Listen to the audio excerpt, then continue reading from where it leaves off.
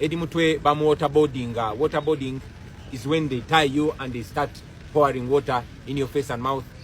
to create an effect of drowning. Edi mutwe was waterboarded. Tweyanziza olugambo lwo ne twagala kujjukiza nti watugamba nti Edi mutwe wa maje era bw'oba mwanjule n'ebitiibwa bye nti General Edi mutwe bamu waterboardinga then otunnyonnyole abayeekeranga bwe mweyita bwe bagwa mu bebalwanisa babakozesaako bukodyo ki wali olabyeko wa ADF alajana nti bakuta omuntu waffe tuli mu bibira bye Kongo lwaki bamutulugunya watugamba muli bayeekera lwaki bwe mugwa mu nkambi gye mulwanisa kuba naawe era obuyeekera omukola wattayisima watugamba muli bayeekera lwaki bwe bakukwata obeera kurayi bebi mwayingira mu kye mutategeera lwaki toddamu emudiddi kuba bino munange si bya kuyimba na kuzina bw'oba weeyita muyeekeranga bwe weeyita n'Edi mutwe wamulangirira mu magye bwe bamukwata oyagala bamuyise nga civilian ye kati ffe otugamba tukolere ki wali olabyeko ab'EDF nga balaajanira abantu bayingira mu kintu kyabwe bo ne bayingira ebibira by'e Kongo oba babakubye oba babanyiza ensigo oba babakubisiza amasannyalaze oba babawaterboardinze ebyo byabwe era teriyo mulwanya alaajana wali olabye ani alaajana Joseph Okonyo wali omuwuliddeko ng'alina gw'alaajanira goloza abantu be tebabakwata buli lunaku wali owuliddeko akulira ADF ng'alina gw'anoonyezaako simpasi otugamba oli mu lutalo oli muyeekera jjudde era otendeka majje era mutwala gavumenti era n'abantu bono obalangirira ng'abasirikale so njagala ombuulire kakodyo ki amagye bwe gakwata agalwanisa ge galina okumukozesaako okumujja mu information mutugyeko ekyalo mubeere mu kituufu kye muli kadi ng'oweesonyiwa abantu ddayo mwemudiddi tukooye katembawo bwe weerangirira ng'omuyeekera bwe bakukwata bwe bamu waterboardinze tukole tutya nti musirikale kadde kagende bamukoleko bukodyo bw'ekisirikale civilian watugamba musirikale ali ku ddaala lya general era muli bayeekera kati bwe babakwata oyagala bakole batya bastard wama ayagala okugenda ebweru my brothers and sister emirimu egitambulirawo wegiri ka input kikote kamu ng'omaze kulaba ku visa twetaaga abawala n'abalenzi kugenda kukola nga bawayita n'aba waitress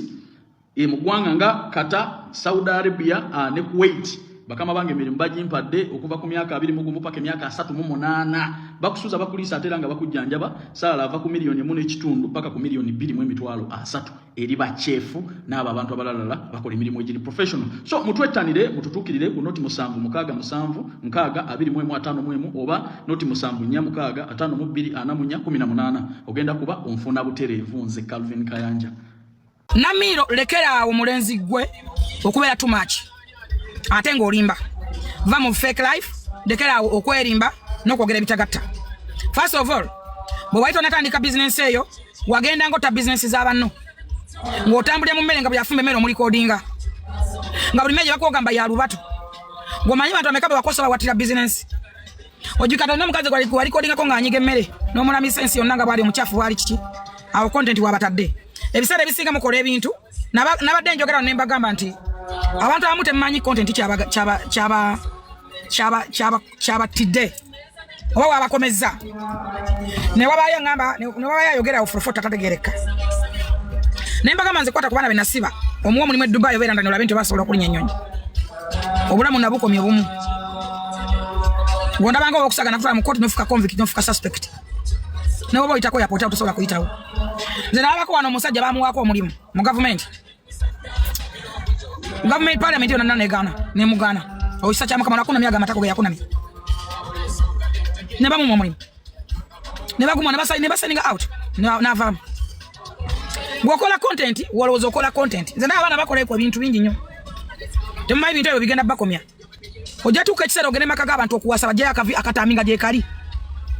bakuma omukazi agenda n'akola kabampaane neyerangirirako olulimi olubi business enegezamu okunzita bayibuli egamba nti ekigambo kikola embeera abamanyi the bible say ekigambo kikola embeera mulaba ebintu bakolimira abantu mwene mugamba n'amaziga g'abantu ekigambo kikola embeera tosobola kwerangirirako kintu kyabutatunda nolowooza nti ojja kutunda okikola nga content okikozesa kabampaane ate n'abantu ababayamba n'ababawakado temwabasiima nobajjuka temwabajjukira bwaka nyini tolina customer care oyogera bubi wefula kyotoli ate ekirala oyina ekintu kyeweekola ekifaanana obubi abantu kyebenyinyala ne weeyisanga nga oyagala kweyisanga omusiyazi omuntu yenna ng'olina bizinesi ya byakulya nga weeyisanga omusiyazi osuubira ki mu bantu osuubira ki mu bakasitoma n'obula olulimi olulungi olwogera mu bantu buli kasera noda ko live business nzita buli akuchaza ekigambo kikolembe n'olubelebele kyalinga kigambo Karola yagamba ngati kino kibere ne kiberawo kino kyawukane ku kino